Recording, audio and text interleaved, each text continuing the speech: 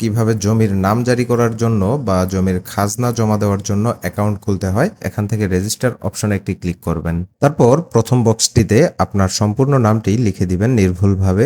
তারপর মোবাইল নাম্বারের জায়গায় আপনার মোবাইল নাম্বারটি সঠিকভাবে লিখবেন।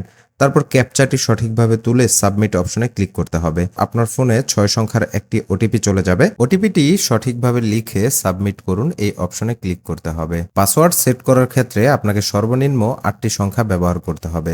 জাতীয় পরিচয়পত্র ভেরিফাই করার জন্য বাম পাশের উপরে কর্নারে নামের উপরে ক্লিক করে প্রোফাইলে একটি ক্লিক করতে হবে। ন্যাশনাল আইডেন্টিটি কার্ড ভেরিফাই এই অপশনটিতে ক্লিক করতে হবে। আপনার 10 সংখ্যার এনআইডি নাম্বারটি লিখবেন, আর যদি 13 সংখ্যার এনআইডি নাম্বার হয়ে থাকে তাহলে জন্মসাল প্রথমে লিখে তারপর 13 সংখ্যার এনআইডি নাম্বারটি লিখবেন। তারপর ডেট অফ বার্থ, এখানে দিন থেকে আপনার তারিখটি সিলেক্ট করবেন, তারপর মাস সিলেক্ট করবেন, তারপর বছর সিলেক্ট করে ভেরিফাই অপশনে ক্লিক করতে হবে। সঠিকভাবে নামগুলো লিখে হালনাগাদ এবং যাচাই অপশনে ক্লিক করতে হবে। বাকি তথ্যগুলো হালনাগাদ করার জন্য আপডেট প্রোফাইল ইনফো এই অপশনটিতে একটি ক্লিক করে আপনার এনআইডি কার্ডের যে তথ্যগুলো আছে বিস্তারিত সেগুলো এখানে আপনি আপডেট করে নিতে পারবেন।